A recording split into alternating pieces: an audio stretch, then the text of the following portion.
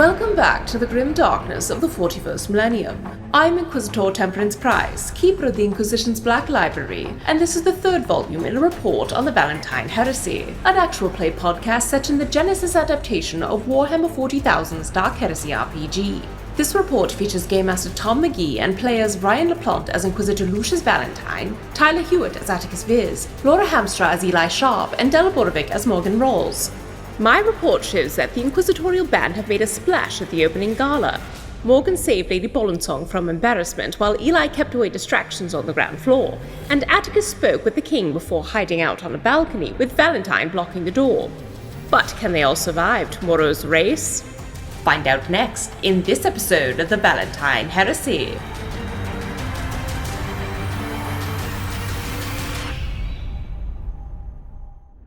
From a Lizardman letter 5 years ago. Truly, the reason for the duel race is to ensure that the competitors can't simply buy the best vehicle. After all, things were getting rather boring when everyone was just strapping a larger and larger engine onto a smaller and smaller piece of metal. If one truly wants to exhibit one's need for speed and live their life indeed a quarter of a mile at a time, one must do so in a way that isn't purely based on their pocket, but instead on their moxie, and thus the introduction of horses and moxie to races. So far, it has proved to be a welcome addition to the season, and we shall see what happens now and in the future. You have returned home after the welcome ball.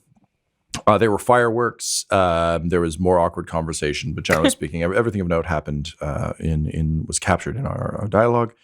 What about the folks that Eli was not staring at? Just stayed in line all night? Well, stay in line? sorry, I projected ahead to what do I think Eli Sharp would allow to happen. And I suspect at the end of the night, after Morgan was like well and clearly leaving, the walrusy looking motherfucker came up to you again and was like, "Pardon me, but will we have a chance to speak to the captain? We have played the game extraordinarily well. We've stood here. We've been to the front of the line."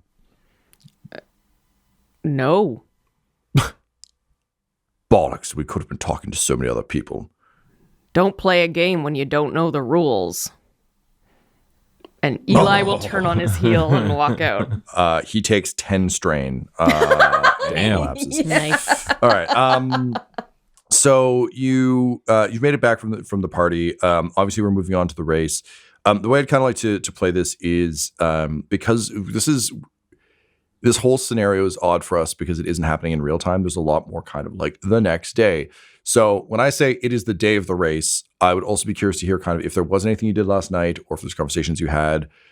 Fine, let me know. And if not, then we're just in the morning. But you do have time to do all those things. So even though I'm narratively going to jump us ahead, it's not to say those things didn't happen. So let me know what you need. Yep. I think Valentyne would have checked in with Attikus after that night and been like, overall, I think it went well. Your persona is impressive. It seems to be garnering attention, and we kept you away from the crowd of lessers. The king, we now know, responds well to violence and not well to apologies. So he seems to be a bit of a brute. However, you haven't spoken to the Duke yet, who is our top priority, so... I did catch his eye last night. Excellent. Excellent. We need to maintain this. So, should anyone tip, your new persona over the edge, reasonable violence seems to garner positive attention. Well, I like that development. Excellent. Excellent. No murders. We don't want to kill anyone. That'll overcomplicate things. Right. However, I'm proud of you. This is excellent work. Excellent work. Well, thank you, sir. You're welcome, my lord. Rest well. And Valentyne would swing by Morgan's quarters and be like, another quick question for you. Again, please be honest. Do you believe that life should be fair in an ideal circumstance? That life should be fair. Ideally. No. Interesting. And off he goes. That's all we needed to know. Inquisitor. Oh, yes. If you need me at any point tonight before the morning's race, I will be staying on the ship. Yes, that's acceptable and useful for your cover. Good call. Yes. So Morgan's thing that she wants to do is go to Terseus and use the information she gleaned from Broberstein. Terseus, write me a love note from a mysterious stranger that seems like it's from Boberstein to Guinevere. This is what we're doing. We're setting them up, 2 people off the board. This is what we need tonight. So he says, so let me get this straight. In addition to trying to make Colonel Viss seem mysterious and strange and beautiful and horrible and alluring, you also want me to try and hook up this Guinevere Bolonsong with this Bobby Bobberstein in some kind of clandestine situation. Ideally, yes. But if you can sow some discord, if that's not possible, I just want to get them off of the Duke and onto one another. Ryan, how public is the interrogator title for Morgan at this point? Non-public. Right. The only people who had ever heard it used were Attikus and theoretically Eli. I'm not even sure. But there was no public statement made on the ship, and none of the support teams have been told she is an interrogator. Not a thing. Especially since she walked it back. It's not like he's going to fucking tell anybody. Right. Mr. Rawls, I spent years in the Citadel on Last Gleaming, overseeing a number of archives and a number of files for the Inquisition.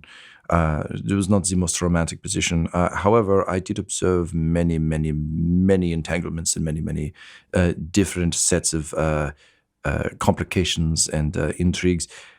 You have come to the right man. I am thrilled to be able to show some of this. I must say, as a spectator, it will be very fun to play the game. So thank you for bringing me this wonderful gift. Also, I can see from your face that perhaps you were uncertain which way I was going to go on this. That is, I apologize. As I said, I spent a lot of time with the books. But yes, I can wreck some shit in some hearts if that is what we are after. Terseus, you are honestly extremely useful. And I sought after our slight incursion that you did not tell the Inquisitor about, that you could be trusted. Thank you for this. You are welcome. As I say, I have observed many, many different things in my time, and sometimes I have learned that it is better to stay quiet when one does not exactly know the rules of the game. Why play the game if one does not know the rules? It is common sense. That is very smart. Well, I shall leave you to your writings. Thank you. I look forward to the many cramps this will cause in my hands. He's never had to write this much. Normally he's using machines and things. So just cracks his knuckles, re-inks the pen, and just slightly turns back up the lamp, and gets to work. I know we couldn't get the Cyrano thing to work quite perfectly before, but I would like it to note that Cyrano de Bobberstein does work perfectly. Does. Yeah. Yes. Good job. I'm going to throw that in the good titles that don't fit our titling convention vault. Yep, perfect. It's very full. Yes, it's very full of wonderful things. I go for a swim in there like Scrooge McDuck frequently and chuckle to myself. God, Cyrano de Bobberstein. And Morgan is going to stay on the ship sleeping, and she's going to sleep in Valentine's quarters. But for the cover, yes, but she wanted to let Valentyne know where she was. Problem is, seeing a space marine, she's not having a good time. It's very triggering, and she occasionally has night terrors. So she's like, I don't want to be waking up screaming in the middle of the night in the fancy house. So that's why she's just staying screaming there. like Space Marine. She didn't say specifically that, but she's like, there, Valentyne knows where I am. I did my job. Done. Here's a question, Ryan. Did you bug your own office? Oh, you fucking bet your ass he did. All right. And you want to know how to open that computer? With a fucking rosette. Otherwise, eat shit. Nobody gets access to his personal files. Yeah, okay. So I guess then what we need from you, Del, is we're going to roll to see if those night terrors visit you. I think I'm probably... I think I'm probably going to go with discipline here. Okay.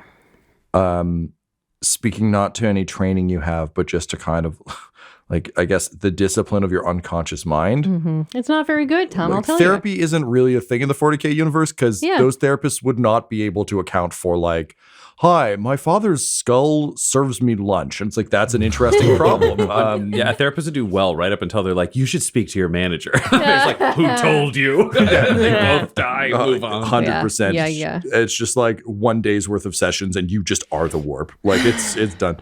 Okay. Yeah. So let's go with that. Discipline. I'm going to say difficulty 4. You literally just saw a Space Marine wandering around. She felt it coming on, so that's why we're getting ahead of this. She knows when that's going to happen. I'm going to use a story point to pop this up a bit. Sure.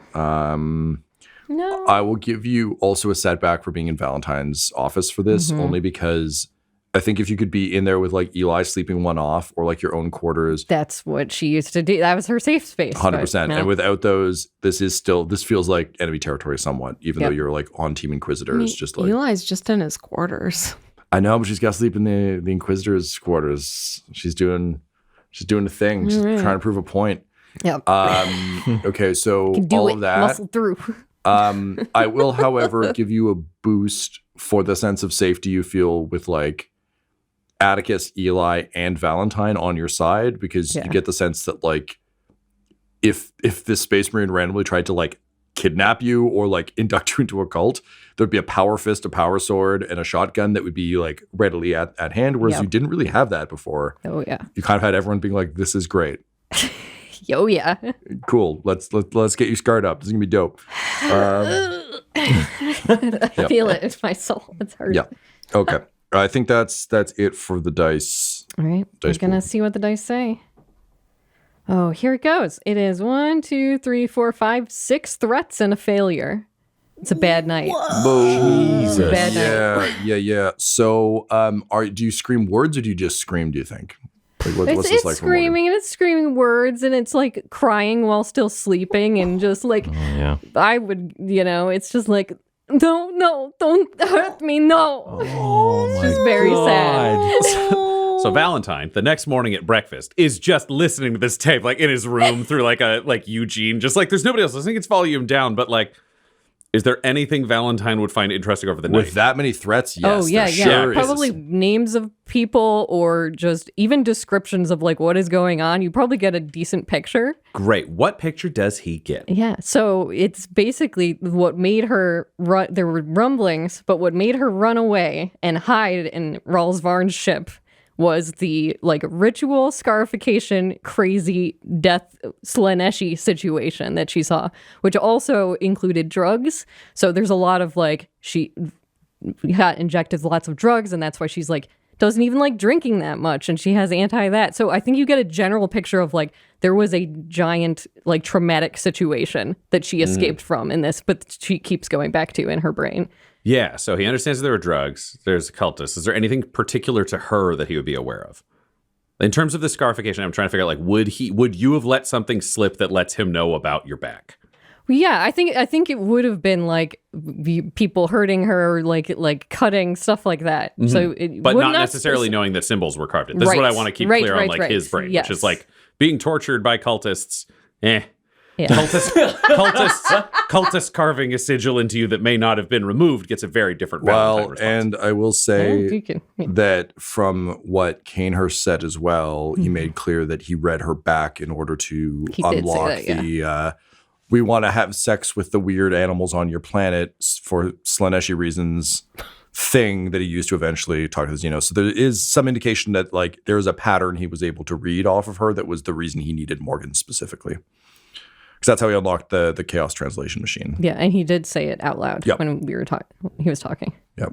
It wouldn't have made sense then because, like, okay, bud. Missing some clues. Also, he's insane. Also, things going on. Also, like, just an army of hybrid monstrosities ready to, like, gut you, and everyone was smiley. Like, there was some shit going on. That's before we came to the ball, right? Yeah. Somehow more and less fun. This fucking party. Valentine would call Morgan in to come chat with him in the morning. I just want to hang on that moment for a second, though, of this fucking party of just like, everything's going great. We finally have everyone stable. It's fantastic. Oh, dear. God damn, Emperor. God damn it. Like, it's just... What a fun morning, he says to himself mournfully. Oh, no. Morgan, if you could report to my quarters, that would be excellent. Morgan finishes eating breakfast and then turns back around, looking just like Morgan, because this has happened to her for years. So, what can I do for you, Inquisitor? Excellent. Close the door. Please step inside. You're inside the house with him, not aboard the Marnie's song, because he's been his cover as the house, and it's more believable for you to be coming in to visit the Lord on his bedroom then floor. She wouldn't have said Inquisitor. She would have been like... No, because the top floor of the house, which is the bedrooms, is also clear. Yeah. We're safe either way, but it would have been more believable in Valentine's brain for you to come visit the Lord Van Houten than it would be for his valet to like go out to the shift and be like, hey, how you guys doing? It's so weird that he was able to open that door with his thumb and that computer with a rosette. Odd things for a servant. I mean, with the number of times he could go back and forth with letters or other things if need be, but he's going to try to minimize those trips, especially now that you're both competitors. It makes more sense for like, you guys are old friends. We're also competing. But he's got a bedroom there that's kind of minimally done up. It's bigger than his quarters aboard the ship, ironically, but it's just because as a personal valet, he's relatively important on this world and in this house, but still way fucking smaller than Attikus. You walk past the bigger, like, lordly room to, like, the one that's the equivalent of a closet when you compare A to B. Mm-hmm. And he just says, all right, Morgan, I'm going to need to see your back. Whatever you need, Inquisitor. And then she will turn around and take her clothes off. And it takes a bit because you didn't see before, but she wears her whole outfit and she has a full, oh crap, what are they called? She has a full body glove underneath. Mm-hmm. So even if she's wearing something else, you never see her skin because it's all the way up to the neck. That's smart. Yeah. So she takes that off and it just shrugs out of it and down to the elbows. And to be clear, there's no, again, I think for Morgan and Valentine's, exactly the same. There's no sexual elements to any of this. Yeah, he is, I think, as asexual as a character could get. Yeah. And Morgan is the same way. She's like, that's not what it's about. And she said she trusts him. So it's like not a thing to her. Yeah. So what exactly does he see? Yeah. It's a 30K swoopy Aquila. And it's from just a look at it, that's what it looks like. It looks like the old Aquila. And then but it's super scarred and carved into her. And then the bottom of the feet of the Aquila is the Slaneshi symbol. And then in all of the wings and feathers are little carvings of words like in some kind of script, like obviously not English or anything. And those symbols are imbued with both like actual words in whatever culty language, like chaos language. But then they also have inside of them the encoding. Well, I would say it's those phrases that unlock the thing. Like he basically, like what was scarred, there wasn't any additional shit. It's like what was scarred into you was the necessary like turns of phrase and everything else to unlock the machine. Yeah. Wow. Canehurst was an impressive heretic, and he left you with a gun to your entire body. She's going to look over her shoulder at you and say, I told you, Inquisitor, one such as me cannot truly leave the Inquisition. I mean, no one can leave the Inquisition once they've joined it. You can re-glove yourself. She do that. Morgan, we have two options at this point. Neither of them are going to be pleasant for you, and we're acknowledging that up front. One, we can burn those symbols off your back now. Two, you can wear an open-backed outfit to the race, and we can see if anyone among the nobles here can recognize those symbols, because that reaction, either none or a reaction at all, is highly interesting. We don't have an Inquisition presence, and we don't have, as far as I can tell, any member of the Ecclesiarchy or anyone. There's no Arbites. There's no one who should theoretically be able to recognize what those symbols mean. It's a smoke test. It'll allow you to compete uninjured. It will put your life at risk because if someone does recognize, they may try to execute you as a heretic. However, it may ingratiate you if there are any cultist or corrupting influences here. Then, either we take advantage of that knowledge, or we burn them off your back tonight. Can we do both? We can see what we can see with a reaction. That one void stain. The Voidstain house has ties to cults. We don't know, but the Space Marine knows. So perhaps a smoke screen is good, but after that, I would like them gone. Excellent. Open-backed outfit. We'll give you, maybe we could borrow the Erskine sash so that you could choose who to flash it at and who not to. Not the Space Marine.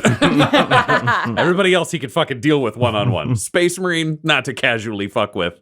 That's a high-risk thing where you want to bring the Space Marine into a room with like fucking melta-guns aimed at it before you flash symbols at like him. walking up to your spaceship and horse, be like, "Hi, everybody!" Like, But it is also worth flashing, which is like the average Space Marine hasn't been exposed to those symbols. That's generally like Grey Knight bullshit. Valentine is in the weird world where he's a character who would know about the Grey Knights, which is its own fucking weird miracle. But like they fucking purge and psycho-indoctrinate Space Marines out of if they're not dealing with chaos constantly.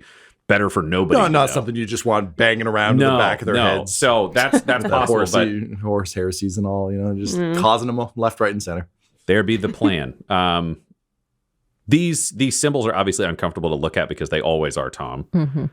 I don't know if there's a way to check this, but it's probably worth checking. It might be forbidden lore because Valentyne basically needs to ballpark whether or not these specific symbols are so corrupting he should be worried about it instantly, or she's had a long time without it. She seems loyal. He's not seeing any signs of mutation. There's no psyker powers that he's aware of. Her morals don't seem to be corrupted. But he still has to like factor that into the equation of like everything. Yeah. Let's start with a corruption check for you, Valentyne, please. Okay. This will be honestly only difficulty 1. Okay. And yeah, it's just a discipline check. Okie dokie. And I'll give you a boost based on the fact that this seems inert. But I think just like seeing a sigil of chaos in the flesh is enough to set off warning bells, even if it's like a reverse placebo. Just like you can't unsee it. So just even looking at it, you're like, I don't know what this just did to me. So let's see if that has any effect. Can I pitch a boost because he's not looking at it with organic eyes and a setback because he's not looking at it with organic eyes? Yes. Cool. And I don't think his tempered will would factor into this decision because that's not it. They're not like, look at this profane image, you crazy yet. I won't. They're not doing that with the 8-year-olds. All right, let's see what happens.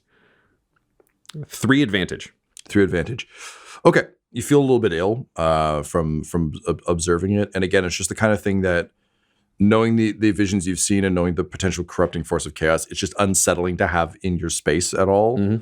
But you don't get the sense that there's anything, like there's not like warp energy coming off it or anything. Yeah. More importantly, something you observe, I guess we could say maybe that's how you spend the advantage, is these sigils aren't meant for Morgan. Like that's she important. can't see. She physically can't see them. They're not branding something to trap energy in her. This is a key for something else. Yes. Yeah. So there's that. Also, based on your knowledge from what Kanehurst said, it also seems like they were trying to codify knowledge in these scars, whether everyone had the same ones or everyone had slight variations.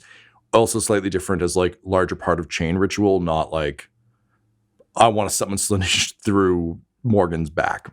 Yep. Seems almost like a flesh codex. He would use his data slate to take quick pictographs before he lets her go in case it's going to be damaged in some way. But at that point, the decision is these have to go off of the person. He has them in his like vermilion encoded, like highest level personal files in case they need to refer back to this case. But A, he doesn't want those things to exist anymore. And B, he can't have those on an acolyte. And C, he can't have those on an interrogator. So like that shit is going no matter what. He'd have burned it off as somebody else if it wasn't useful on the spot. Cool. How is Morgan feeling about all this? Man, it honestly makes her feel a little better. That Valentyne actually recognized that like, whoa, Kanehurst was such a fuck to like let you be stuck like this, which is comforting. But also just, she kind of expected he might have just shot her. So, which is an option, but it's like, what was she going to do? She kept it to herself, but she's not going to lie to him. So it's like, there's nothing. So it honestly feels a little better. And it's kind of like, all right, well, fuck these people. Now she's got to figure out an outfit with that, or even thinking of an outfit where there's like a cutout, almost like a cape, that it can keep it notched down and then also pull it up. So if we need to just flash random people, we could do that. Yeah. So he was suggesting, something so you can literally flash the scarification, and then we'll just see what the fuck happens. Yeah. But yeah, he's not. Honestly, I think he's pissed off at Canehurst more than anything else. Like, fucker couldn't take a picture. He had to leave this shit on an asset. Like, how offensive to Valentyne. That is an offensive thing to do. Yeah. Which is like, you're not going to miss anything. They're fucking drawn on symbols. What are you, an asshole? Like, this person, if you need this information, cart it around with you in a permanent thing. She gets scarred across the back, you fucking lose your map, you idiot. And then also, if she's so goddamn useful, and she clearly is because you didn't kill her, why are you leaving her in something that could blow up and also fuck you over? God damn it, Canehurst. Heretics just piss him the fuck off. Reveals none of that. It's Valentyne, but just like, It's like a slight twitch of the eyelid. Yeah, exactly. That's all. But then he'll Eugene knows. Eugene is like just like floating there. If he had a full frontal lobe, he'd be so concerned. All right, amazing. So that was what Morgan and It's our morning. Valentyne did last night. Attikus, was there anything you would have done when you got back? He has a bowl of cereal. I fucking love the image of just like power fist holding a tiny bowl and then just like Getting back, I mean, there's a big like just a decompression of like Attikus cannot keep this up. Every time is like a dance of death. And he just longs for when the deception can be discarded and heretics can be punched. But until that day comes, he will faithfully serve his Inquisitor and the Emperor. So, is Attikus a bath guy? Would this be like I need to have a soak? Attikus has never had a bath. Attikus is the group shower thing with the squad. Well, given that there is no shower because this is a fancy it's house. Fucked up. What is wrong? Would he call for like water, or would he just be like, I guess I'm going to be stinky? I think he also knows that like he has to be perfumed and you know fragrant as a fucking space dandy. Great. So Hugh brings water, and like the other like staff bring water. Yeah, he's like 5 buckets of water, and he just stands in an empty tub, and then one bucket, and then he gets the bit of the shower going, bucket over his head, and he scrubs and stuff like that. Another bucket for like rinsing and so forth. He just does a quick shower that way. Love it. Valentyne in the servants' room has a shower. yeah, 100%. All right, cool. And Eli, was there anything you would have done? Yeah, Eli cleans his weapons and then gets a good night's sleep. Because that's what you need. It's going to be a big day. You might have to kill someone. Well, that would be Fingers a crossed. very good day. Yeah, exactly. Yeah. All right. So the day of the race has arrived. You've all had kind of uneasy days and nights. Again, we've established the conversation already happened. And I had a great night. Yes, you did. I was to say, do you need a roll for that? Guy who tried to get over addiction cold turkey in the last week?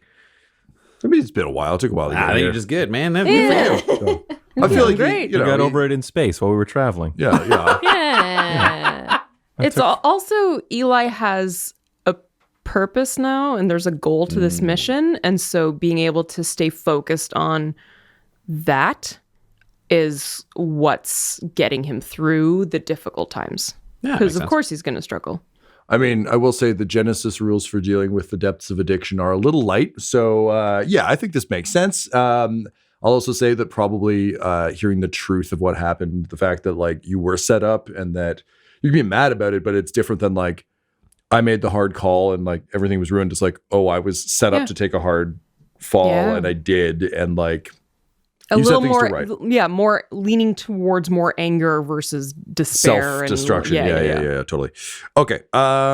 So the race will begin with the horses, as we've established, and then move to the ships.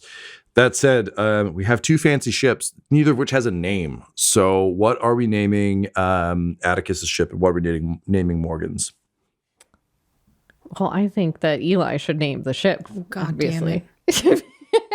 We're all excited. Say Attikus is naming his own ship. This is we got to build this Lord persona up, and the more things Attikus actually did actively, the more it's easy for him to own in conversation later. What color's my ship, Tom? They made it real fast, so it's metal. They didn't paint it, they didn't adorn it. It's just like it is the color of the materials. Okay. Metal Fury. Metal Fury. All right. Nice. And Del, yours is if Attikus's is kind of like an unfinished sort of chrome metal piece. Yours is more like a 19 the spaceship equivalent of like a 1950s like big metal muscle car, not like made for speed or anything, just like a big classic car, the kind that has a bench instead of seats and no seat belts. Yeah. And it can be whatever color you want it to be, but it's faded and kind of rusted. And again, it is a starfighter, so it's got like, well, I mean, it's a starship, so it's got engines and wings, but yeah, it's that kind of vibe. Yeah, I would say it's like mother of pearl and gold, but like very old and like time worn a little bit. And yeah, we gotta let Eli name it because he started with the roguish tradester. So we gotta, to keep the cover, he's gotta be the name guy. Yeah, that's where we get the realism. Yes. Yeah.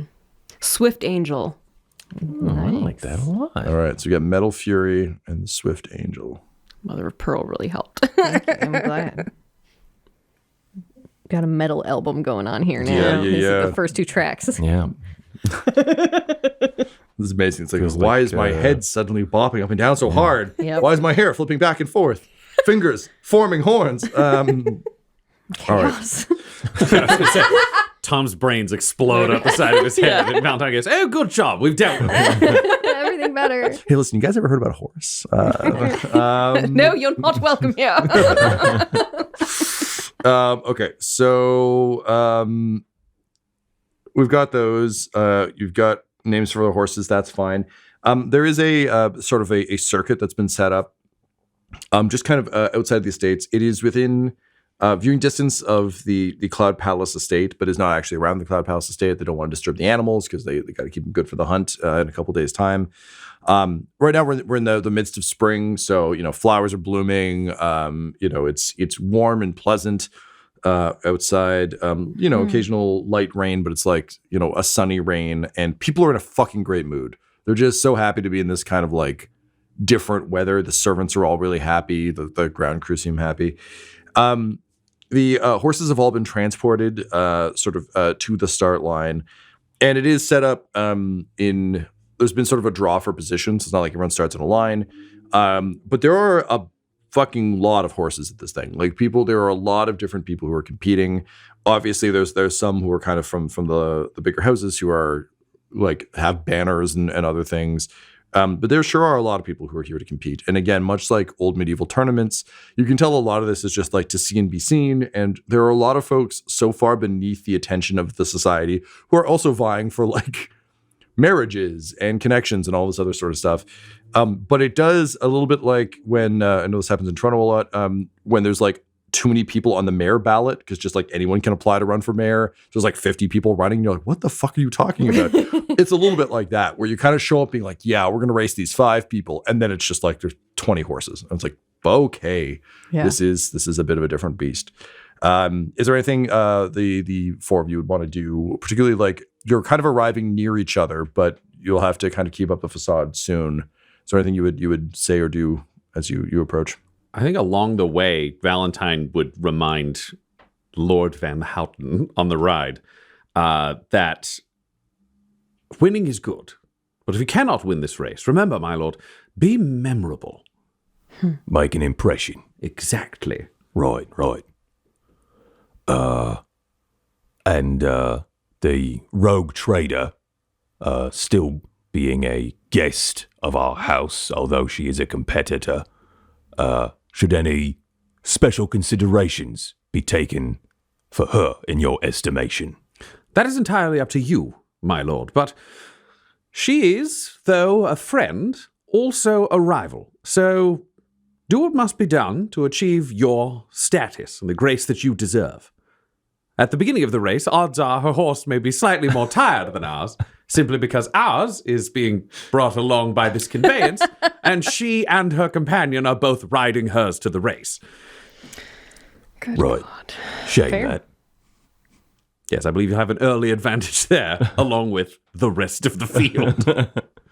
And he looks behind them, just a long ways back. There's just a little dirt plume from Oni coming after them. Like strong Quixotic vibes. Oh Yeah. my goodness, no. It's a good name, Strong Quixote. Oh. Yeah, we'll add that to our metal album. Coming up on third. Strong Quixote. If we could go back in time. Oh my goodness. I look forward to seeing it show up in something else. Okay. Morgan and Eli, I think you'd be going over on your horse ride.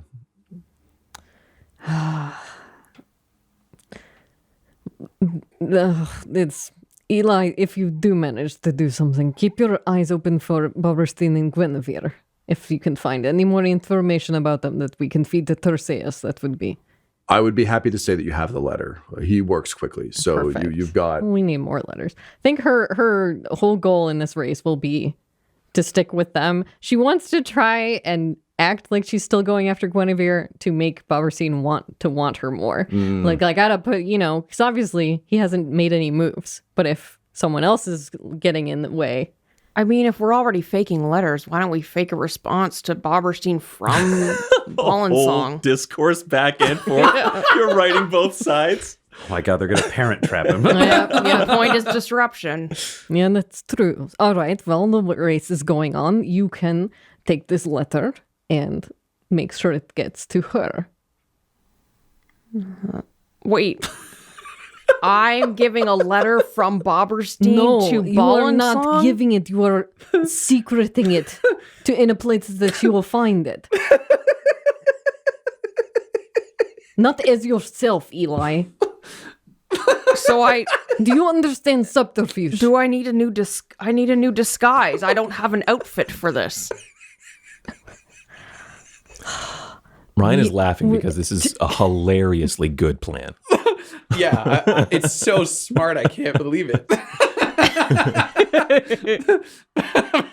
Valentine's interrogator is having an anonymous letter get dropped off by her valet. It was supposed to be secret. Not like, here's a letter. Well, so I look forward to her impressing that upon her companion, who's so good at subtlety. Never mind, Eli, give me the letter. Nature's pickpocket. Is there not just a way to anonymously send things like, I don't know, some sort of central processing? We're on a horse heading to the race, Eli. Never mind. I will deal with it. I love Throw it these into the two. wind. Maybe it'll get there. There will be enough urchins that I'm sure you can pay someone to do this Thing for. is, Eli's only sassing because like he's so out of his element, and this is just like one. This is just one more. He's on a fucking horse, and this is just one more thing that he's like. You are both my send goddamn favorite. Goddamn It's so good. love letters to people. It's a, You it's a guys boarding give up- action of the heart. I was going to say, giving off so many Valentyne in season 1 energies, it's wild. She may not have realized it, but Morgan really is having her first interrogator's journey. You have one asset, it does one thing. Good luck with your plan. Whatever you... I don't know what to tell you, Eli. I will just handle it.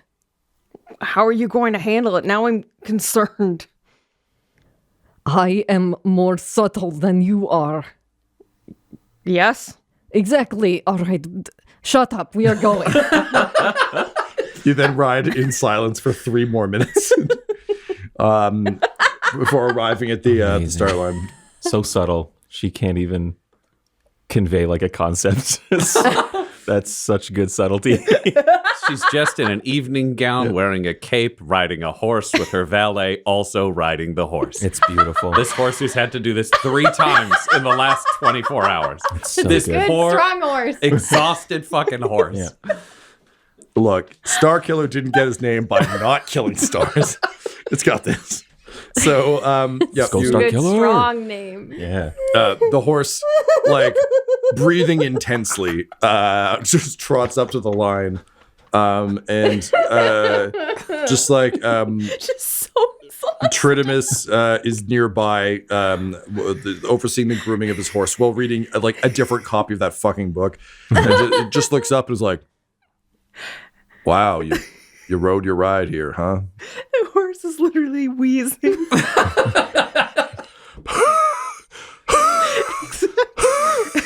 That's a bold strategy. We'll see how that works out for you. It's all warmed up already. Hell yeah, good comeback. Like this, the room is like, you're the worst. It's like one good comeback. Yeah, fuck that guy. We're team you. Like, He snaps the book shut. Like the assorted racers all just kind of look over their shoulders and shrug. But there's also just like rumblings and grumblings through the crowd of like, well, I mean, like she's a rogue trader. She probably knows what she's doing. You as you're, you get down and you the horse is like, brushing down the horse. Eli, you're kind of getting out of the way. When you get bumped in the back, Morgan, by a servo skull that just kind of bounces off you and then just kind of like shakes itself and then just turns and skitters away. But you notice that it has dropped a letter that is sealed. What's the letter say on the front of it? Who's it to? It just says, to the mysterious captain. All right, we're going to put it in her... Tweet. No, we can't... How soon is the race starting? Like in soon, but not like it's not like the lights aren't fucking flashing. Be like 3, 2, 1, go. It's like it'll start in like I don't know 20 minutes. All right, I want to not read this where anyone can see what it is. There's like if you were to try and read it secretly here, you could. There's just too much going on. There's like horses and people, and there's all the groomers for the horses that are just like there's a lot going on. So if you want to try and like read it quietly. I do, yeah. I just don't want anyone else to see it. I was gonna say it's not like a Harry Potter howler. You open it up. Great job! I secretly love you. Fine, let's read this letter. You open the seal and it starts screaming. No, it's there's just a very simple message that has been typewritten that simply says, "Wishing you all the best of luck. You are, after all, my favorite in this particular competition. Sincerely, Lizzo Lizardman."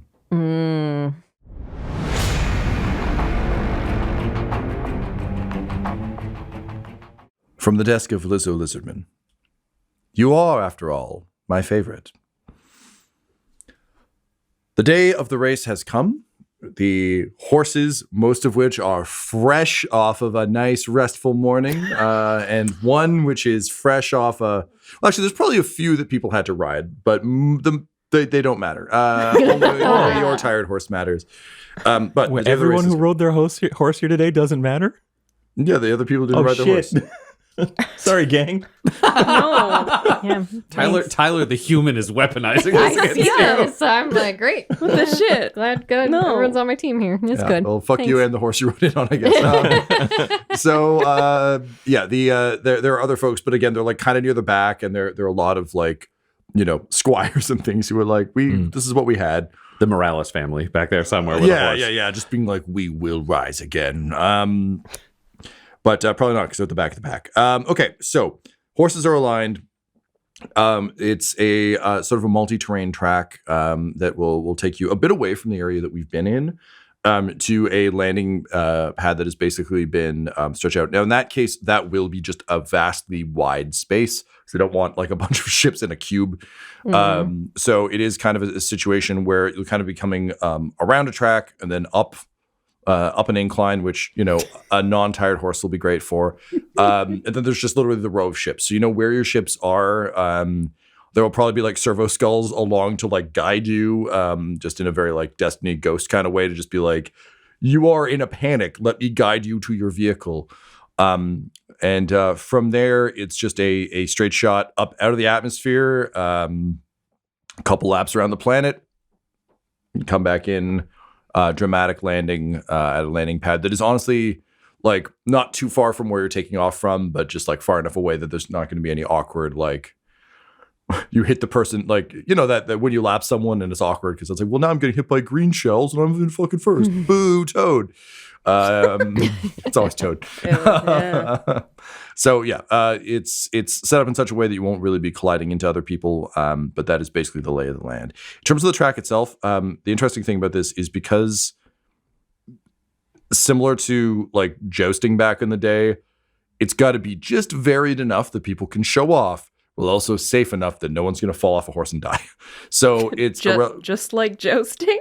Yeah, a lot of jousting tournaments were specifically built to be like, how much could you get injured without accidentally killing a king or lord? You don't want to knock James Purfoy off his horse too hard because, he's in disguise. And that would be bad for you if you're Heath Ledger. So what are you going to do? Give him good sport. I watched that on a plane recently. Can you tell? It holds up. It does. It really does. Paul Bettany's got a great ass. All right.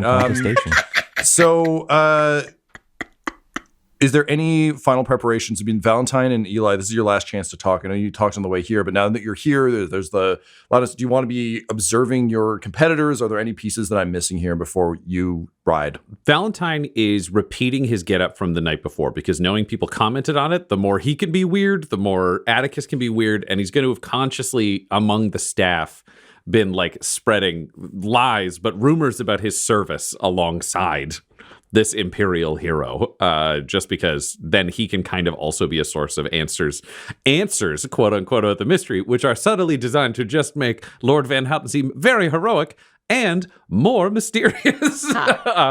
So he'll be doing the same kind of like head wrap tied eyes thing that he can absolutely see through with no problem. Right. He'll be watching everybody else and just performing as a valet. This is just, he needs to be an oddity, but an oddity that keeps the focus towards there. Cool. Draw attention and then direct it towards the Lord. How would Attikus be dressed for this? Riding boots, dress pants, and nothing else. He's going to ride shirtless. Try and make a big splash. Yeah. It's the Russian dictator special. Yeah, basically. He's Putin on the Ritz. I was going to say... It's the episode that launched 1,000 fan arts. Okay. So just majestic as hell. Also like scarred up for all your fresh markings from the Tyrannid fangs and everything else. And you can see like as you kind of like pull up, Tridimus just like makes a snarky comment to Morgan, slaps his book shut, and then looks up, and he is he's wearing just like an incredibly fancy like jockey outfit, like full riding outfit. He's got like the little hat. He's got like the big puffed out leg situation going on. Finely tailored coat, like perfectly white gloves. He's got like fresh wraparound glasses. And it's just a moment of like, he looks as good as spending money can look. And then he looks over and sees you and realizes that spectacle looks better than money. And there's just a moment of like the snap of the book is extra firm. And his attendants immediately run up and are like, sir, he's like, I don't want to talk about it right now. And he storms over to his horse, which is difficult because his outfit is very good for riding, but very bad for walking. Just kind of does like an awkward shuffle walk over to his horse. I realized one thing Valentyne forgot that I think he would have done because he is clever and crafty. He would be wearing his sheath and holster again, but he would have worked with Kotov to mock up a fake grip of a sword and a fake handle of a pistol. So for security, they come out and there's nothing there, but he can put them back so he just looks extra militarized and like he's carrying in the hope that then when people come to the property or if something bad happens, he can start to blend actually carrying with appearing not to carry, where they're like, it's just symbolic for these violent weirdos. And they're like, come visit the house. All of a sudden, he does have a real gun and a sword, and you don't fucking know. That will work for now, but it will not hold up to greater scrutiny. Oh, no, he wouldn't be able to carry a real weapon around elsewhere. Yep. It's literally just if somebody comes to the property, they're not going to necessarily check him right away, which is all he's looking for. All right, understood. All right. Venakari Kuros is kind of getting up on his horse. And he's like waving to the crowd and like blowing kisses and like throwing like signed photos. And then he sees you, Attikus, and he actually yells like across the crowd. And he's just like, hey, you, shirtless guy. Attikus will look over. I like your style, man. And he just like takes off his shirt. And he is not like... He's just in like I don't care shape. So it's not like he's out of shape. It's not like he's in shape. He's just floating somewhere in the middle. And he's got like a tattoo of his own face on his chest. Oh, wow. And he just waves and he's like, yeah, this is cool. We're going to be cool buds together. That sound good? Attikus will look back, like eyes forward, and say, nice tattoo. Oh, thank you. Nice robot arm. Hey, you want to switch horses? And he'll say, Sorry, I have to pause because like Attikus is screaming inside of his brain.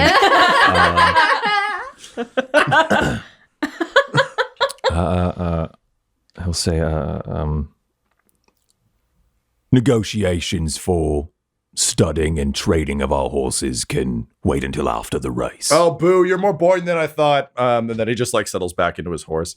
And he just turns to someone, literally anyone next to him, he's like, negotiations. They see who it is. He's like, oh, fucking you don't know. He settles back in. Meanwhile, Eli and Morgan, anything you'd be doing to watch? I mean, I know you've got the letter burning hole in your pocket, Morgan. Yeah. It's gonna have to wait. Yeah, Eli, no, what are... Eli's like, give me the letter back. I'm gonna do it. Eli is gonna try to use the distraction of the race to get a servo skull from Boberstein's camp and reprogram it so it'll send the letter to All right. Yeah, Guinevere. Interesting. All right. She gives him a long look and then fishes it out, but she does it like in the sleeve of her outfit, gives it to him so no one can see, hopefully. I was gonna say, what does the final backflash outfit look like? Yeah, I think it's like those long flowy pants that have like extra bells at the bottom, like the big flowy pants. And then it's from the front would just look like a tight shirt, but it's cut so that it's the shoulders down is a big flap that's like a cape. But from the front, it would look like a shirt, but just the whole back of it is cut out. So it's very into like a big belt and then into pants. So it looks just very flowy, but also tightly like trimmed to her figure. Cool. But then the back has like little clasps so she can undo and show the back. But the way it is, it's almost like if you took a shirt and cut it, that it looks like a complete outfit without that being unclasped. Groovy. If that makes sense. Yeah. I dig that. What colors are we dealing with here? It's more black. Yeah. Just more black. So here's a question. We've decided we're going to flash the old Aquila and Slaanesh insignias at folks. Who's watching for a reaction to that? Toby is flying up and very he is smart. going to be watching people's reactions behind her. So he's going to be flying behind and to the side of whoever she does that to. Yeah, and that means they can get recorded so Valentyne can review it later, so he doesn't have to risk watching people he would not otherwise have an excuse to look at. Yeah. Yep. So weird. Why is that one servant with the blindfold riding alongside us? No reason. Carry on. Though it does leave him really able to watch people around when he is standing. Yeah, totally. Okay, great. And Eli, you're going to try and do this during the race, yeah? Yeah. Okay. Well, my friends, I think it might be time to race. The rest of the heirs are obviously present. Guinevere is in just like honestly, her outfit looks fairly similar to yours, Morgan, in a lot of ways, just without the cutouts and without the flowy pants. It's just like in incredibly functional riding gear, similar to just like traditional, very very like well fitted, meant to be good for riding, would be fine for piloting. Like no frills. The only kind of real nod to sort of her station and her house is you can see that she has she's kind of like pulled her hair up and sort of stabbed something through it in a loose bun. And even from distance, you can see it's kind of like an odd amalgamation of twisted metal and bits. And I think it honestly reminds you of the three charms that you found in Cora's room. So clearly we're in kind of a memento of her family as she rides, but out of the way of where it would in any way impede her ability to. And better not fall off that horse. Yep. So she's up there. She's got that ready to go. We've got Boberstein is his horse is like just unnecessarily slick. It's probably the one that like Valentyne would have bought if the option was available. You know, the feathers have been like adorned with sort of extra jewelry, but this thing is majestic. Like this is the like sunshine behind it, like majestic horse. And he does not look like he knows how to ride it. He's like getting up. It's kind of awkward. He's still doing the jokey thing, but this is really one of those areas where the jokey, I don't give a shit about things routine doesn't help him at all. It's a lot of like not quite knowing how to get his foot in the stirrup and like, you know, joking to his attendants and things. People around him are having a good time. But there's a real sense of like not not feeling great on this. And he is wearing the full Prince Eric from The Little Mermaids, just like the white flowy shirt undone in a V to his sort of down his chest, but very casually, like not done to look sexy, but just does. He's got like, the pants and the boots, the whole thing. And he's doing like the little queen wave to people. Just, the slight hand gesture, big goofy grin on his face. And of course, where would we be without our dear sweet sad boy? So Sacateur Voidstain has arrived and is literally just like putting like he's thrown like a small like riding rug over the horse's back before putting on the saddle. And I think if you're observing him, he actually is like taking tremendously good care of this horse. And is speaking to it and kind of like grooming it as someone who actually deals with horses would. He like feeds it an apple, which literally no one else is doing, before kind of patting it on the side.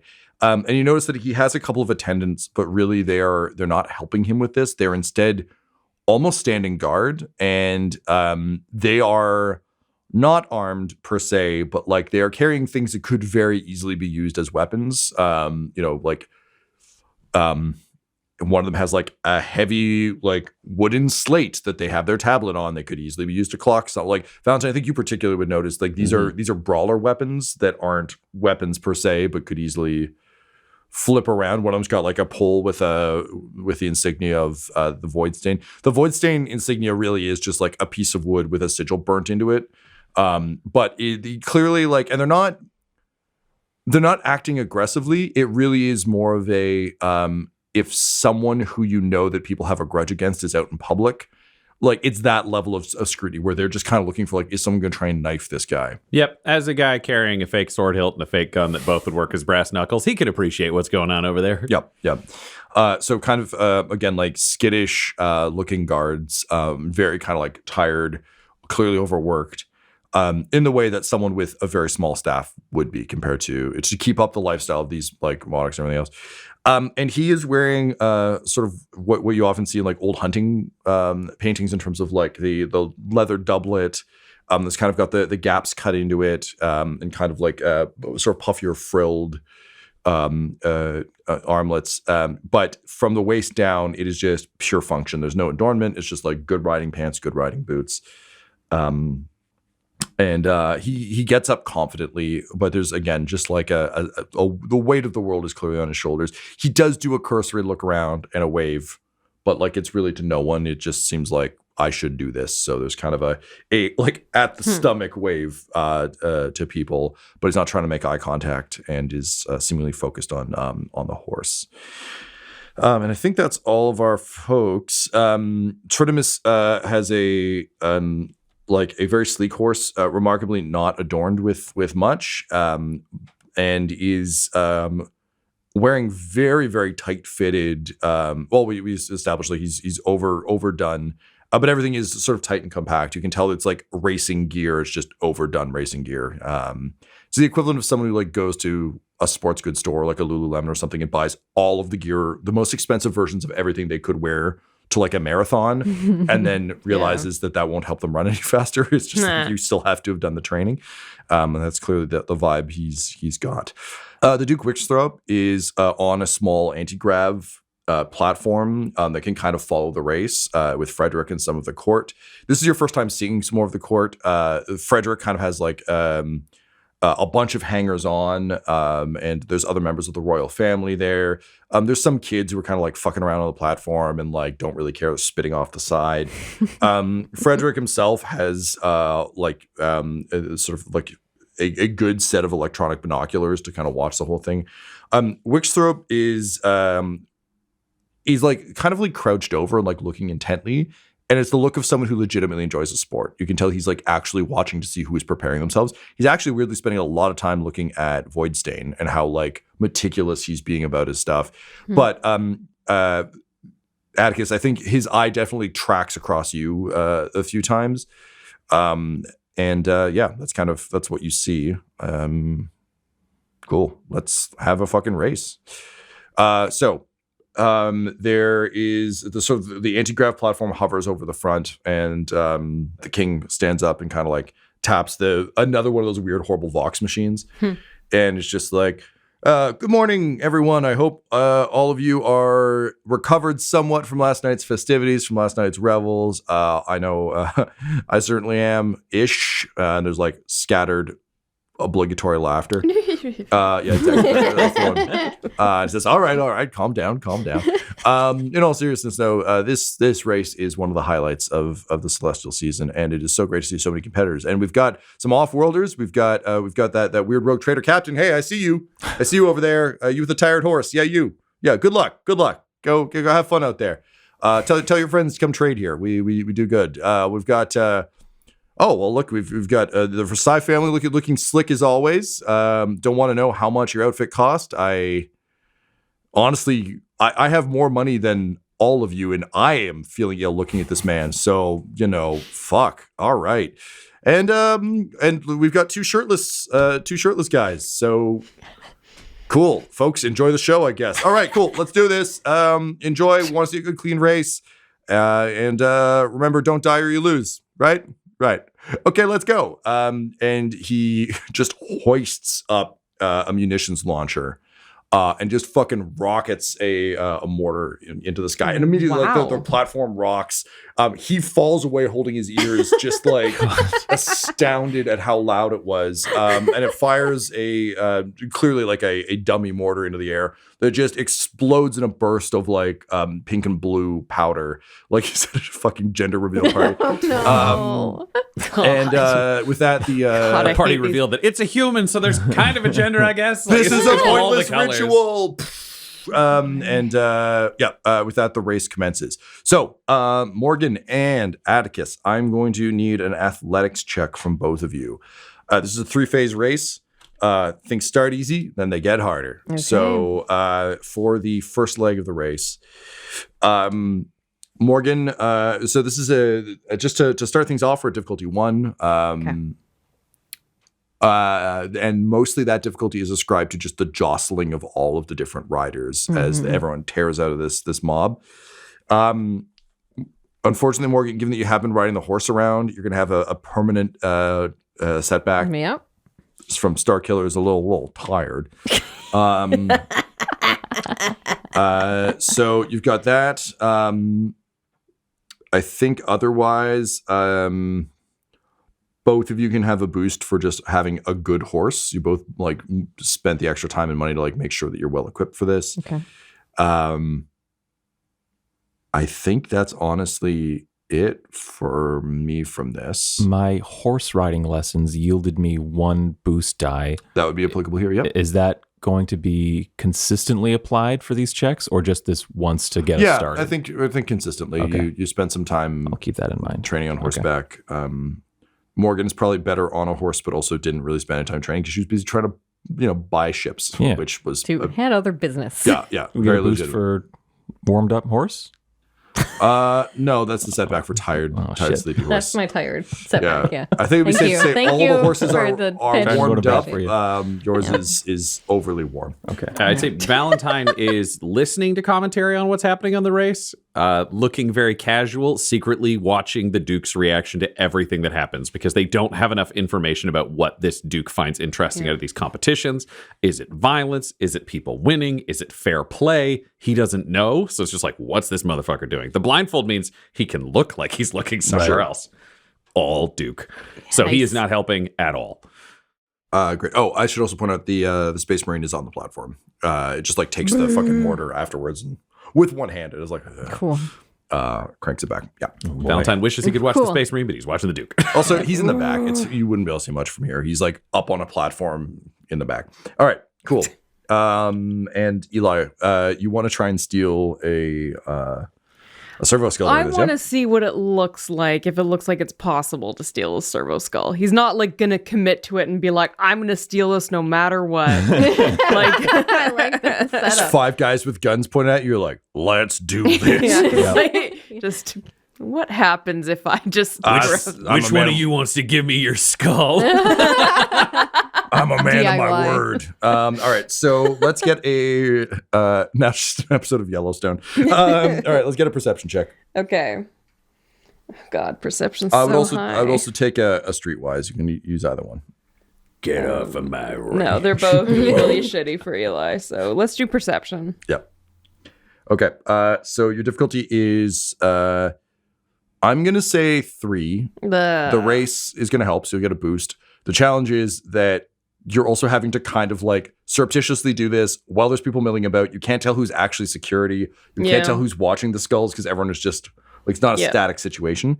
So difficulty of 3. I'll give you a boost though for the distraction of the race. Yeah. And honestly, I'll give you another boost for the fact that this kind of thing doesn't happen around here a lot. So there's probably just a sense of like, who would dare? Which kind of gives you an advantage because you would. Yeah. Cool. All right, let's see what happens. Hey, 1 success, 1 advantage. All right. Yeah, you've definitely got an opening for this. I'll still make your like roll to steal it, but there's a lot of distraction. Unfortunately, because Robbie isn't really a great equestrian, there is like, whereas like Tridimus Versailles has like a pit crew. This crew is like kind of like trying to figure out what the fuck to do with everything. Like they can't get the spare saddle back in the box properly. Like it's just a lot of that kind of like vaguely clueless aristocrats just be like, I don't know how. A lot of disorganization. That's how are we supposed to do this? Why did we bring so many brushes? Like it's just a lot of that kind of bullshit, which does buy you an opportunity. Do you want to attempt this now or do you want to attempt this later in the race? Right now. Okay. Yeah. Let's get a skullduggery or stealth. I'd take either one. I will take stealth for sure because that's how he would approach it. But yet, Tom, if Eli waits, they could have the saddle back in the box. Yeah. Well, man, wait till you learn that saddle is actually the Duke. Duke's saddle. Oh, wow. What's in the box? What's in the box? The Duke! Oh my god. It's a servo skull. All right. Go for it. Yeah. What's my difficulty? I'm going to say difficulty of 2 based on your observations. You've got a pretty good window. Get a boost for the distraction of the race. A setback for just lots of eyes. There's just a lot of people around.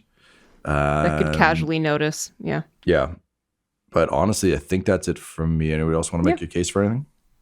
No. All right. Let's do it. I'm good. Oh, man. 3 successes and a triumph. I can never tell. Oh my gosh. I was scared. 3 successes and a triumph. Yeah. Oh, Laura. Was that not like I thought it was dread I thought it for a was second? dread. no, Yeah. here's the deal. She didn't have a hand on her face. If she touches her face, it's bad. If she says, oh man, without touching her face, it's good. okay? It's like a I weird know. poker tell Remember to situation. clock that.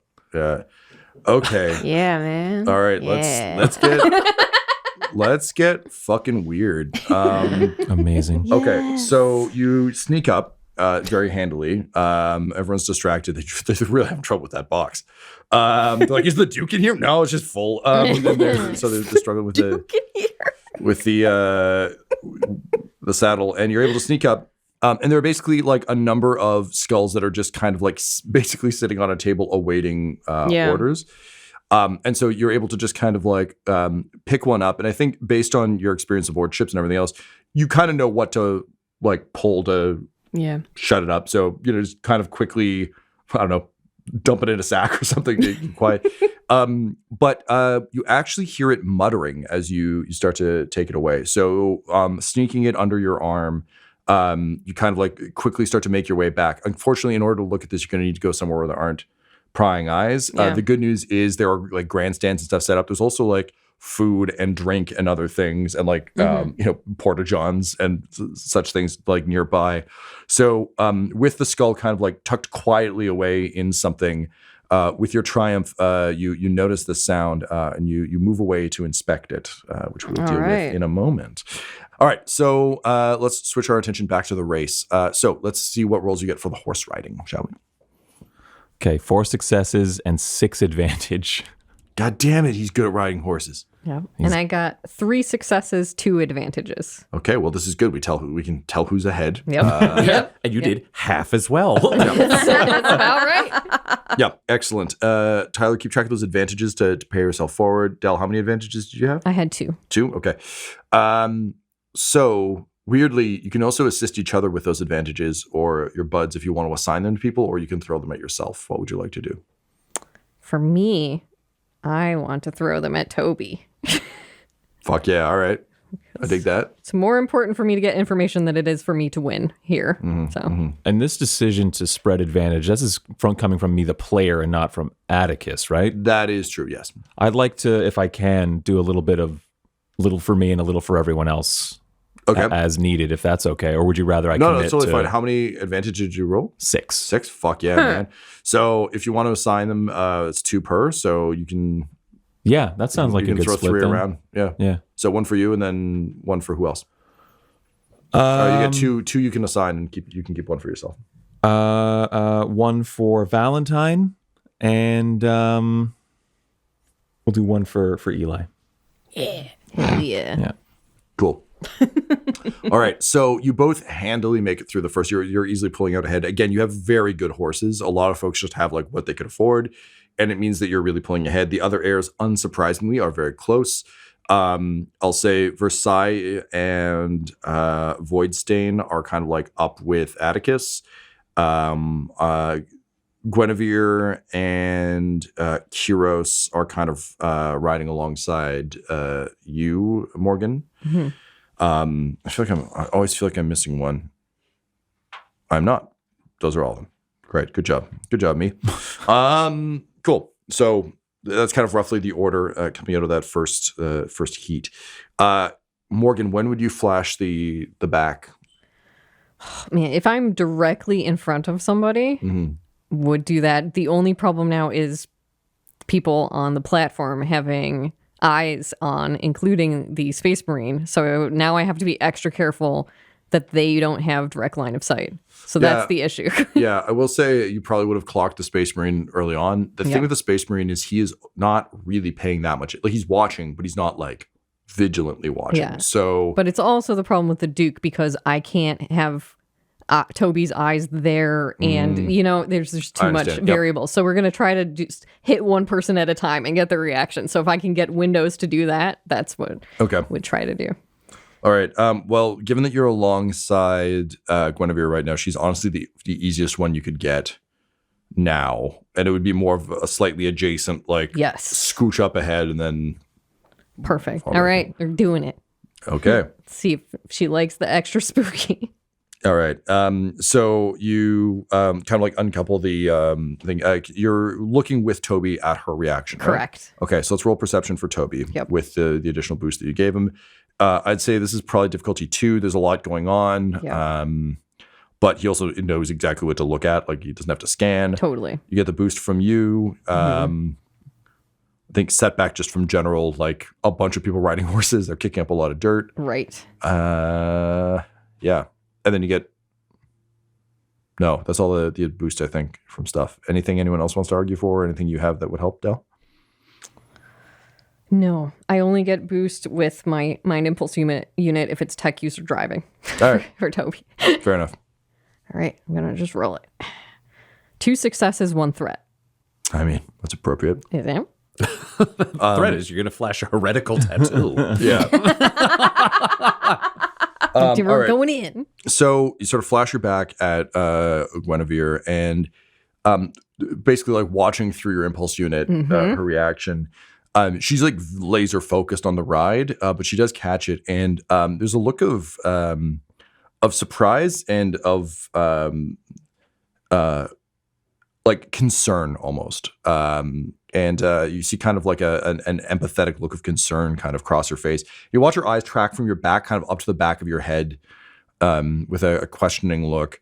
That said, she doesn't like start screaming or frothing at the mouth or going like, oh no, you caught me. Yes. Yeah. But definitely something she clocks before like immediately spurring her horse and like booking it past you. Totally fine. All right, then it's like clipped back down. Next target.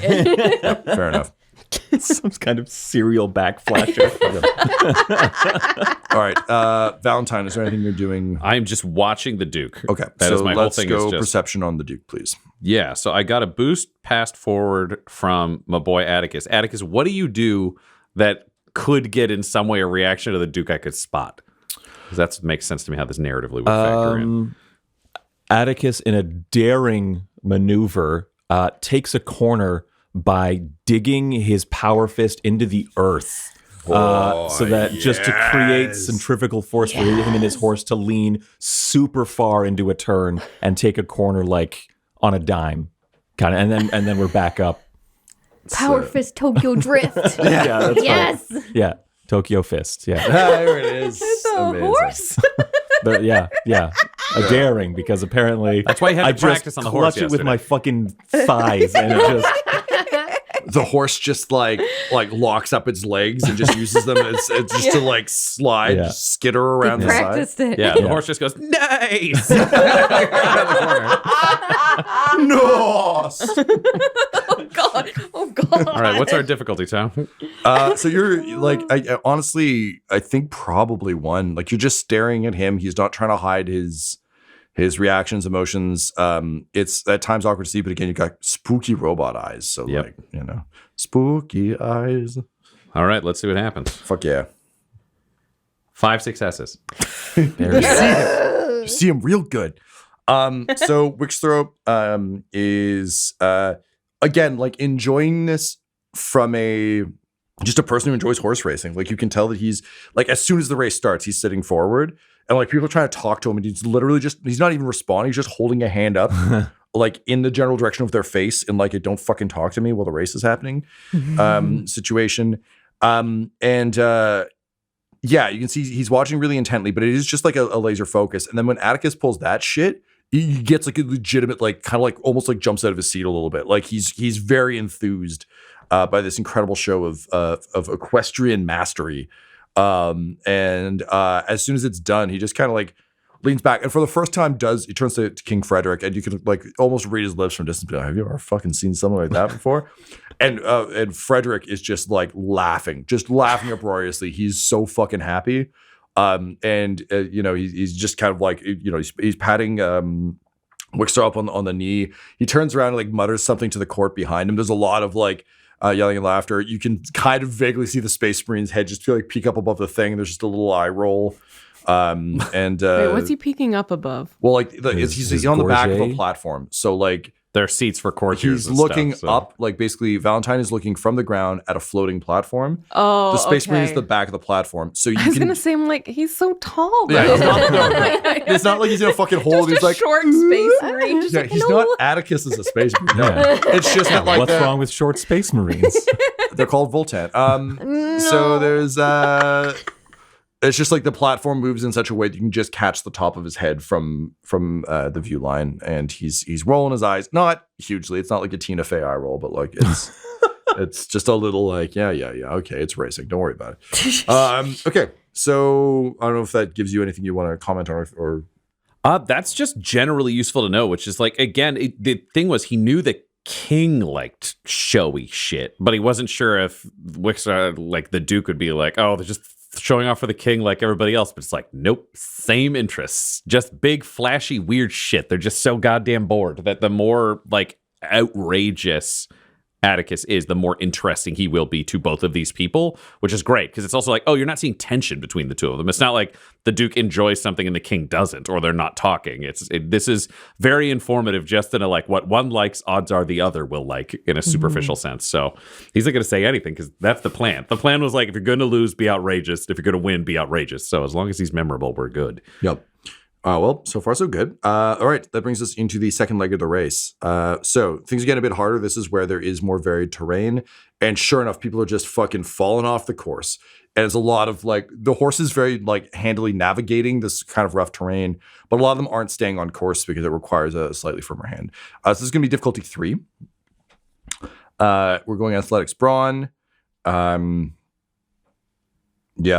There is not a setback for the crowd anymore. It's thinning out a bit. The terrain is difficult, but that is baked into the difficulty check. Tyler, you get your boost from your training.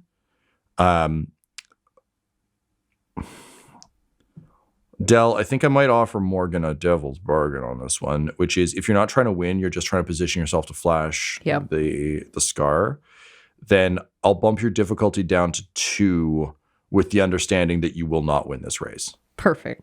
Yep. It's just like, it's There more like, already isn't. I'm not gonna win. yeah, it's just like you can like you can really like spur the horse in weird ways to like cut across crowds in a way that will lose you.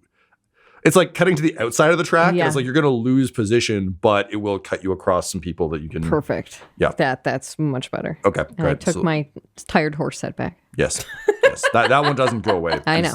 Yeah. Star Killer's had a week. Do we both have? Do we both retain the "this is a good horse, a quality Yes, horse"? I'm sorry, boost? quality horse. Okay. Oh, Quality horse boost. Okay. He's a tired horse, but he's a very He's a good horse. Good horso. Horso. Yeah, horso. Yeah, horso. All right, let's get those rolls, please. I've done ye old Morgan special. Oh, man. One advantage. Okay. One triumph, 4 advantages. Holy shit. He's a good pony. It is a very good pony. Okay. All right. So with one advantage and no successes, Morgan, I'm going to say you try and cut across the people you actually want to flash the sigil to, and Yeah. you can't. Okay. The rest of the heirs are pulling ahead. You kind of like skitter off to the side. You're not unhorsed or anything, but you're also not really making much progress. You're starting to fall back into the rest of the pack. Totally. But you can still see them ahead of you. Man, Attikus, fucking triumph on this one, man. That is, you and this horse are just like Victrix is really just clicking with you. You pull out ahead. And you can see like Guinevere's actually coming up alongside you now. Like she's really broken out. And as she does so, she's like riding, like doing that kind of like up in the saddle thing. And she kind of looks across to you, and you can actually see there is like a genuine look of joy on her face on this. It seems like she's actually having a really good time. And she just kind of gives you like a she's still a little bit behind you, but like a fuck yeah, we're doing this kind of nod. And just seems to legitimately kind of enjoy it. And from behind you, you're fuck, as Tritimus is just like just using his Like riding crop. yeah, or riding whatever? crop to just like smack the horse. And the horse is like, there's a look of just like boredom on the horse's face. Just like, yeah, man, I know. Like I'm doing it. You're the problem. I'm fine. Right. Horse isn't bothered. Horse is just like, okay. And oddly, burning up from like just tearing through the pack is Voidstain. He is like, his horse is like again, and there's no excitement to this. It's just very like, he's like a bullet. It's just literally like, he's just in the zone, the horse is in the zone, and the two of them are just kind of like cutting through the pack. But you are ahead with your triumph. And I'll actually say with the triumph, you don't need to roll in the next leg of the race. Unless you want to I would like to, for the purposes of generating advantage for the party, if I may. But all right. I understand if that's not an option. Then do you have a pitch for how you want to spend your triumph? I want to spend my triumph. Everything has to go towards putting on a show. So I think we're riding along, and there is a tree with like a low-hanging limb that everyone is riding under, and Attikus jumps over. He separates from Victrix and lands back in the saddle. Cool. I want to pitch that it's like going over a hobby horse, and you just use your big arm to just like it's the Beast from X-Men like leaping hand special. Right, yeah. And just a fucking roar goes up from the crowd. Like Guinevere is like, whoa! Like, it's just like people are legitimately excited. Like you obviously don't look back of your shoulder, but like Sacator Voidstain has like a little like still kind of an upside down smile, but like just like a little grin on his face. Tritimus is fucking spitting mad. And like is trying to veer, like he's going past the tree already, but he's like trying to veer closer so he could try it. It's too late. Oh, don't try it. Oh no, try it. Well, that's what just we Tyler want. being like, "Oh, buddy, it's bad." No, invariably someone further back in the pack tries to do it, and just it's the classic like thump from the chest, falls off. That'll break some ribs. But the crowd is really into it. There's like standing and applause from the platform, which is tracking along now. So Valentine's getting harder and harder to see, just because like you're still back at the front of the race. That said, everyone at the start of the race is packing their shit up to move across to the finish line. Now that the Great. Valentine's shit is fucking packed. So he's just going to move with that platform. Like, keep an eye, see what's going on, get the fuck where he's going. yeah, so the platform is keeping up with the horses. So it is like Okay, we can't do that then. way. Oh, wow. But what you can do is like cut across to finish line, which is close to where the ships are. And I think we'd argue like as soon as the platform is kind of out of sight for you, everyone is packed up and. Yeah, so he'd just be ready to do that. And then along the way, just keeping an eye out for anything that's going on. Whose people are talking to each other? Is there anything shady? Like, the nice thing is, he doesn't have anything to pack up. They just showed up and a shirtless guy rode a horse. So he doesn't even have to pick up a shirt. Like, he can walk over. So it's just keeping an eye on surroundings to see if there's anything, because you're going to know whose crews are talking to who's passing messages back and forth. Like, just tracking the environment, which is what he's actually really good at in complicated circumstance. Okay, I like that. So let's get a streetwise, please. Streetwise? Okie dokie. Yep. I'm going to say difficulty 2. No one is paying attention to anything. It's just hard to pick up all the voices because there's a lot of chatter. Yep. I had 4 advantage. Is that 2 boosts that I can dispense? Yep. I like to give 1 to Ryan and 1 to Del. Nice. Sorry, Eli. Thank you. I already have one in the bank. Ready to Hey, go. all right. You guys got 1 banked, yeah. Is there anything else I should add to this? I'll give you 1 additional boost for just like your outfit makes you inconspicuous. People aren't aware that you're like actively looking at them. So they're not as even if they're speaking very quietly, they're not like doing the hand in front of their mouth thing. Cool. Alrighty, let's see what happens. 3 successes. Okay. The Versailles and Kyros crews are very tight. You can see there's a lot of like camaraderie there. There's a lot of kind of like like anyone who's worked on like a professional crew, it's like 2 crews who know each other and there might have been some overlap. There's just a lot like, yeah, this fucking thing, right? Yeah, like, oh yeah, he still likes his soup like that? Oh God, man, I can't stand that fucking guy. But there's a lot of that kind of chatter. And the 2 kind of seem thick as thieves. Voidstain obviously is just like the 2 guys who are just like booking it with their stuff. You can tell though that they are beat. Like they are like at a light jog, but they're just fucking tired. You can see that the Bolonsong is like incredibly well packed. Like everyone else, even like Kyros and Versailles, their stuff's just been kind of like tossed in like carts and things. But like the Bolonsong stuff really is the pit crew. It's like everything's been like folded up, packed in carefully onto a vehicle, and they're like moving it along. And the team is like, they're talking to each other. Like they're all pretty psyched. Like they are talking like a crew whose thing is going well. They're talking about like the modifications they made to the ship and like, saying like, yeah, it should fly really well. Like I think this is like the horse is working wonderfully. Like this is good. Like they're in good spirits. And the Bobberstein folks are all just a little stressed. There's just a general vibe of like he wasn't ready for this. He really shouldn't have. Maybe we should have spent more time drilling. But I mean, I really like he went through 4 trainers, so like it just okay. Well, I mean, he's better at flying than he is at riding, so like maybe we got a chance there. But this isn't a great showing. And everyone's like, yeah, but we knew that. We knew that going in. Like this, we're not here for like we'll win in the other events. So that's the general. Cool. Yeah. I mean, the most useful thing for him is seeing that the Versailles and Kyros crews get along means that those 2 individuals are closer than anyone is aware of, because those crews would not be hanging out socially on their own time. That means they may have shared facilities. They may be visiting each other's places. There's more communication going on there, which is interesting to know theoretically that Versailles and Kyros are closer than they seem as very different characters on the field. Well, and families that, are chatting. According to what Hugh told you, traditionally hate each other. Yeah. That's fascinating. All right, so you make your way over to the sort of landing area at the end of the race. Meanwhile, Eli, as everyone's packing their shit up and kind of moving, you'll eventually have to make your way over there too. But you kind of find like you duck behind a bleacher, and you're able to open it, and you can hear that the idle servo skull, and it does seem for all intents and purposes like it is not active. Yeah. But it seems to be either sending or receiving a light transmission of the muttering. And you just hear a truly impressive feat by the mysterious Lord Van Houten, as he appears to have leapt over a tree. No, redact. Impressive appearance as he seems to have vaulted over a tree. Truly an impressive feat, unseen on the horse riding in this particular day. No, not in this particular day and age. That's the incorrect term. And you realize that for whatever reason, this servo skull is picking up a direct feed of Lizzo Lizard. Yeah. This episode of the Valentyne Heresy features the voices of players Ryan LaPlante, Tyler Hewitt, Laura Hamstra, and Del Borovic, alongside Game Master Tom McGee. This episode was edited and mixed by Laura Hamstra, and the Valentyne Heresy's artwork was created by Del Borovic at delborovic.com. That's DELBOROVIC.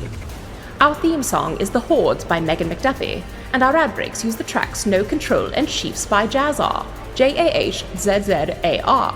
All of their music is available at freemusicarchive.org. For all things Dum Dums and Dice, including merchandise and how to join our Patreon, you can visit dumdumdice.com or find us on social media at dumdumdice. That's DUMBDICE. Ave Imperator, and death to all the heretics.